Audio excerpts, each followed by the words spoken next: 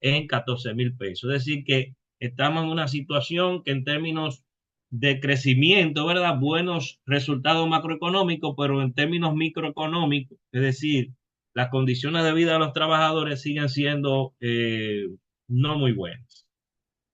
Y eso se refleja en este dato que nosotros produjimos de un informe sobre los análisis de los aumentos de salario mínimo que recientemente en abril el gobierno impulsó y quisimos analizar el impacto de esa política de crecimiento de los salarios mínimos, como comparándolo, claro está, con las canastas familiares y con la canasta básica alimentaria. Déjenme explicar esto. Estos son los sectores que recibieron incrementos salariales y otros que no. Por ejemplo, los trabajadores domésticos, es decir, las domésticas recibieron un aumento a 13.000 pesos. Los empleados públicos no han recibido aumento, sigue siendo el salario mínimo de 10.000 pesos. Los microempresarios se elevó el salario a 15.860, de las pequeñas empresas 17.000, de la zona franca, una de las joyas de la economía dominicana, 18.871, y en hoteles, varios restaurantes, 19.000 pesos y así por el estilo. Solo el salario mínimo vigente en las empresas grandes del sector privado no sectorizado hoy en día cubre mínimamente, fíjense, lo que es la canasta básica alimentaria. ¿En qué se diferencia esa canasta básica alimentaria de la canasta familiar? En que esta es alimentaria, es decir, ¿qué es lo que necesita una gente para no morir de hambre? Esa es la canasta básica alimentaria y es un valor que se utiliza incluso para saber si una familia es pobre o es o no es pobre. O sea, si el salario que ingresa una familia en conjunto está por encima de 25.000 pesos, no es pobre. Entonces, ustedes ven que los indicadores, a veces uno se pregunta cómo es posible que una gente que gane 30.000 pesos con dos hijos, una esposa y un padre, ¿verdad? Un padre de familia, es un núcleo familiar de cuatro personas, no se le considera pobre porque ganan 25.000 pesos. Entonces, esos son falacias del dato, o sea, hay que ver la realidad.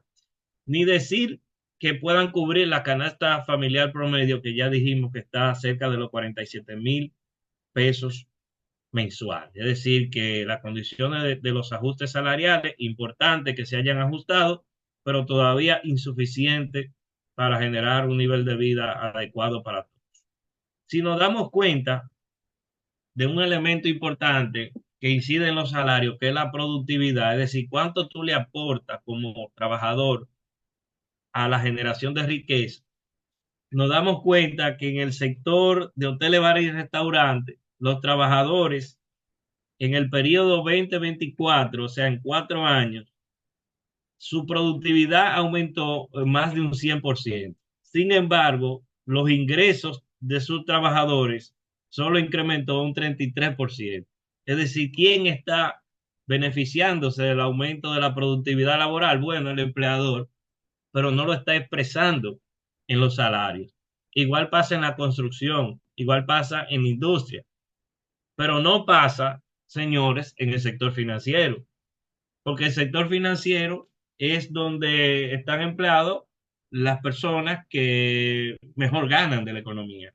Y es un sector de la economía, y en cualquier economía es un sector hegemónico dentro del modelo productivo, porque no genera bienes tangibles, pero genera ganancias precisamente de prestar dinero. O sea, no está generando riqueza real, sino dinero del mismo dinero. En el gobierno, ni decir, en la salud, en la enseñanza. O sea, tenemos trabajadores que aún están viviendo condiciones paupérrimas. Y eso se expresa la condición de relegada que tiene la clase trabajadora en el modelo económico, en el peso que tienen los salarios en el Producto Interno Bruto. Es decir, a nosotros nos enseñan en economía que el Producto Interno Bruto lo podemos calcular a través de cuánto gana los factores productivos, dígase el trabajo en salario, los empresarios en ganancias y el Estado en impuestos. Entonces, cuando tú, eh, cuando la producción aumenta, se supone que uno de esos tres factores está aumentando, su paga o su ingreso. No es el trabajo lo que está aumentando su nivel de vida, es el capital, porque de 30,7% pasó a simplemente a 21,5% en la agricultura. Pero si nos vamos a la construcción, pasó de 20,5 a 16% del PIB. Entonces, hay una baja en el peso de los salarios en el producto, lo que quiere decir que eso se ha ido a paga eh, de los empresarios o el gran empresariado de la República Dominicana. Entonces, ¿dónde están los recursos en gran medida en circulación del sector financiero en general? ¿Quién está aportando? Lo está aportando el trabajo.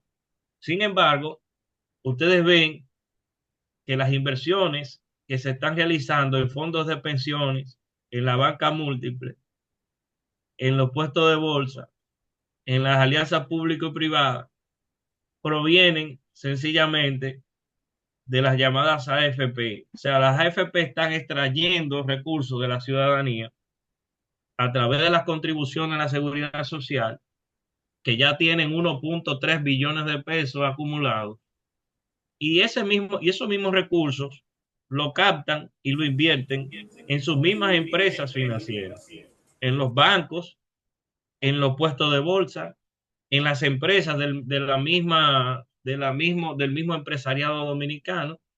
Es decir, que están invirtiendo en sus propios negocios, utilizando y apalancándose con recursos de los trabajadores que los cotizan. Es decir, tenemos una economía que exprime a la clase trabajadora, y entonces ese mismo es a través de los impuestos, a través del salario, pero también a través de las contribuciones de la seguridad social. Entonces, ¿qué tenemos? Tenemos que el sector privado, que es el beneficiario, ¿verdad?, de los recursos que están aposados en los fondos de pensiones, en el sector financiero en general, se ha ido desacelerando, eh, digamos, los préstamos a los distintos sectores económicos, y eso ha comenzado a alertar a las autoridades monetarias. Los préstamos de consumo, fíjense, una economía de consumo, o sea, donde el 60,607 millones de pesos aumentó de mayo de 2024 a mayo de 2025. Es decir, que es un sector financiero que no presta a la producción, presta para el consumo. La vivienda, muy importante, pero muchas de esas viviendas no son viviendas populares ni viviendas dicen de bajo costo, pero una vivienda de 6 millones de pesos, 7 millones de pesos ya no es de bajo costo en nuestro país. Y con los salarios que ustedes vieron que tiene la mayoría de los dominicanos, ni soñar que puedan tener una casa o una unidad donde vivir con esos salarios. O sea, es prácticamente imposible, a menos que el Estado intervenga y a través de una política social, pues logre reducir el déficit habitacional. Las tasas de interés activas están altas para consumo en 20%, para hipotecario eh, y consumo 20%, comercial 14%, hipotecario un 12%. O sea, bajo esas condiciones es improbable que un dominicano o dominicana de a pie pueda conseguir un préstamo moderadamente barato. Y ni decir de hacerse una vivienda y de otros bienes de consumo. Sin embargo, estamos viendo un índice de morosidad que ha estado incrementándose.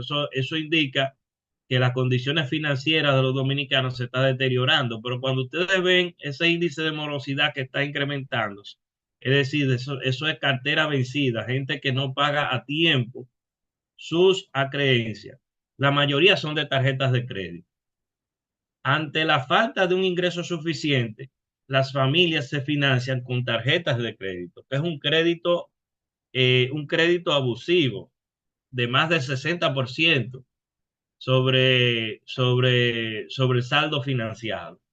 Por eso la banca hace tanto insistencia y te llaman que si quiere, usted tiene una tarjeta, venga por aquí, que usted es un cliente premium.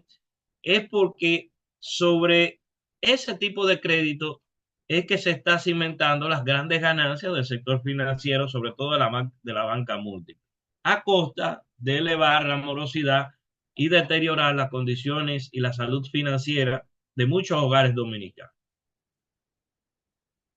En cuanto a lo que tiene que ver el tipo de cambio, el tipo de cambio, ustedes vieron que a principios de año, más o menos de enero a abril, enero a marzo, más o menos hubo un alza del tipo de cambio. Eso comienza prácticamente a preocupar a la gente, sobre todo a los demandantes de divisas, quienes captan divisas y sobre todo a los importadores, que son los que que se ven afectados, ¿verdad? Por el aumento de la tasa de cambio, y sobre todo y también a los dominicanos que consumen bienes importados.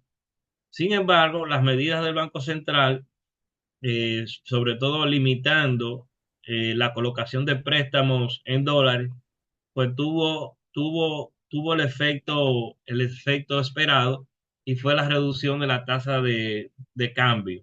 Incluso ha habido una ligera apreciación de 2,70% de la moneda dominicana después de esta medida, lo que es un break, como le dicen, o un chancecito ante una tasa de cambio que estaba creciente y estaba preocupando sobre todo la estabilidad monetaria de nuestro país. En cuanto al sector externo, vemos que las exportaciones en los últimos 4 años han sido más o menos estables, creciendo, pero me preocupa que la composición de esas exportaciones se esté, sobre todo, esté dependiendo bastante de las exportaciones de zona franca. La zona franca es un tipo de industria desnacionalizada y que no, y que no es capaz de traducir la importación de tecnología a la incorporación de esa tecnología al proceso productivo local.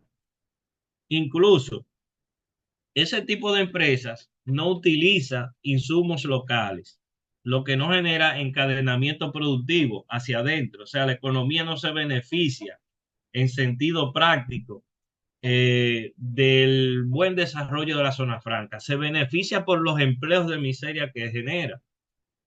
Y entonces ustedes ven que cada vez más las exportaciones de zona franca, que es la franja roja, son mayores que las exportaciones de las empresas locales, que son las que verdaderamente están enraizadas en la República Dominicana, que consumen insumos locales, que producen en base a factores productivos locales, etcétera. Algo que también preocupa es que nuestras exportaciones están muy afincadas en la suerte del mercado estadounidense. 52,5% de nuestras exportaciones van al mercado estadounidense. Por eso el gobierno de alguna manera tiene que pisar fino, o por eso ellos tienen una especie de, vamos a decir, de complacencia con el gobierno de Estados Unidos, porque imagínense que Donald Trump le aplique un arancel por, por una relación económica diversificada, o que ellos busquen a China, o que traten de, o sea, hay razones que tienen que ver con la estructura del modelo y sobre todo la conexión de la economía dominicana con la estadounidense, que hacen que nuestros gobiernos asuman posturas endebles y poco soberanistas con relación a los Estados Unidos. Haití sigue siendo uno de los mercados de exportación más importantes, sobre todo en materia de alimentos e industria alimenticia, sobre todo. Es decir, que es el único país con el cual tenemos una ventaja comercial importante. sea, una balanza comercial, balanza de bienes positiva. Si ustedes vieron que las exportaciones son de 13.000 millones de dólares, las importaciones duplican.